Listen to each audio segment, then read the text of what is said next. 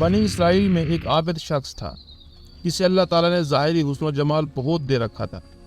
اپنے ہاتھ سے زنبیل بناتا اور فروخت کر کے بسر اوقات کرتا تھا۔ ایک دن وہ بادشاہ کے دروازے پر سے گزر رہا تھا کہ بادشاہ کی بیوی کی خادمہ نے دیکھ لیا۔ جا کر ملکہ سے کہنے لگی کہ یہاں ایک آدمی ہے کہ ایسا حسین کبھی دیکھنے میں نہیں آیا، زنبیل فروخت کرتا پھر رہا ہے۔ ملکہ نے حکم دیا کہ میرے پاس لے آؤ۔ اسے لایا گیا تو بس دیکھتے ہی لٹو ہو گئی۔ کہنے لگی زنبیلیں پھینک دے اور یہ چادر سنبھال۔ باندی سے کہا کہ تیل اور خوشبو وغیرہ لا، ہم اس سے اپنی حاجت برداری کریں گے۔ اور عابد سے کہنے لگی کہ اب تجھے زنبیلیں بیچنے کی ضرورت نہیں رہے گی۔ عابد بار بار انکار کرتا رہا۔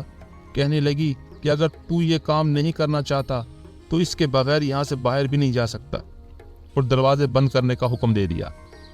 عابد نے یہ حال دیکھا تو کہنے لگا کیا تمہارے محل کے اوپر کوئی ضرورت کی جگہ ہے؟ کہنے لگی ہاں۔ باندی کو حکم دیا کہ اس کے لیے پانی وغیرہ اوپر لے جا۔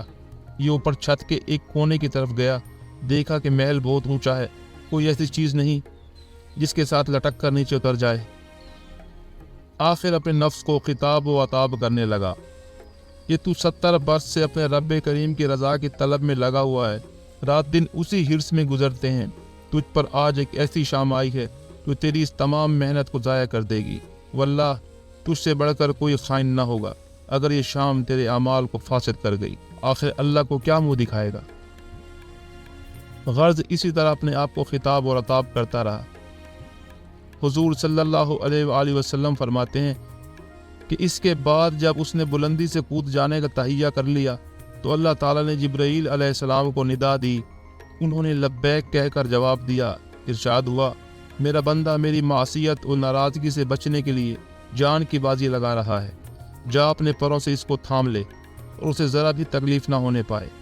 چنانچہ جبرائیل علیہ السلام نے اپنا پر پھیلایا، اسے پکڑ کر یوں زمین پر رکھ دیا جیسے ایک مہربان باپ اپنے بیٹے کو رکھتا ہے۔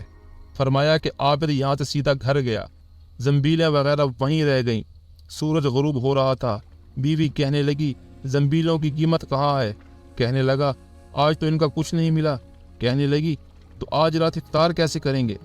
کہنے لگا آج کی رات یوں ہی ذرا صبر سے کاٹ لیں گے۔ پھر کہنے لگا اٹھ کر تنور میں آگ جلا دے، ہمسائے ہمارے تنور میں آگ نہیں دیکھیں گے تو معلوم نہیں کیا کچھ خیالات دوڑائیں گے، خواہ مخواہ انہیں پریشان کرنا اچھا نہیں۔ بیوی نے اٹھ کر تنور میں آگ جلا دی، خود واپس آ کر بیٹھ گئی۔ ایک پڑوسن آگ لینے کو آئی، پوچھا آگ ہے؟ جواب ملا آگے بڑھ کر تنور سے لے لو۔ یہ عورت آگ لے کر واپس ہوئی تو گھر والی سے کہنے لگی کہ تو یہاں بیٹھی باتیں کر رہی ہے، ادھر تیری روٹیاں پک چکی ہیں بلکہ جلنے کو ہیں۔ عورت نے اٹھ کر دیکھا تو تنور بہترین روٹیاں سے بھرا ہوا تھا۔ عورت نے انہیں برتن میں رکھا اور خاوند کے پاس لے آئی اور کہنے لگی کہ تیرے ساتھ اللہ تعالیٰ کا یہ معاملہ تیری بلند درجات کی وجہ سے ہی ہو سکتا ہے، لہذا تو اللہ سے دعا مانگ کہ ہماری باقی عمر خوشحالی اور فراخی میں گزرے۔ عابد کہنے لگا اسی حال پر صبر اچھا ہے، مگر عورت کا اصرار بڑھتا گیا، حتیٰ کہ عابد نے دعا کرنے کا ارادہ کر لیا۔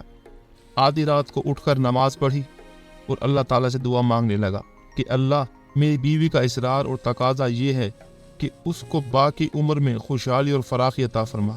اتنے میں چھت پھٹ گئی، یاقوت اور موتیوں سے بھری ہوئی تشتری نیچے آئی جس سے تمام گھر جگمگا اٹھا۔ عابد نے بیوی کا پاؤں دبایا جو قریب ہی سو رہی تھی اور کہا کہ اٹھ کر بیٹھ اور جو کچھ مانگتی تھی وہ سنبھال لے۔ عورت بیدار ہو کر کہنے لگی جلدی نہ کرو، اس مقصد کے لیے تو نے مجھے نہ ہی جگایا ہوتا، میں خواب دیکھ رہی تھی۔ سونے کی بہت سی کرسیاں بچھی ہوئی ہیں مگر ان میں سوراخ ہیں۔ میں نے پوچھا یہ کرسیاں کس کی ہیں؟ جواب ملا یہ تیرے خامن کے بیٹھنے کے لیے ہیں۔ میں نے پوچھا یہ سوراخ کیا ہیں؟ جواب ملا یہ وہی نقص اور کمی ہے جو دنیا کی جلد بازی کی وجہ سے واقع ہوئی ہیں۔ میں کسی ایسی چیز کی خواہش نہیں رکھتی جس سے تیری نشست گاہ میں نقص پیدا ہو، لہذا اپنے رب سے اسے واپس کرنے کی دعا کر لو۔ عابد نے دعا مانگی اور تشتری واپس ہو گئی۔ بے شک جو اللہ کے خوف سے اپنے آپ کو نفسانی خواہشات سے بچاتا ہے تو اللہ تعالیٰ یقیناً اس کی مدد فرماتے ہیں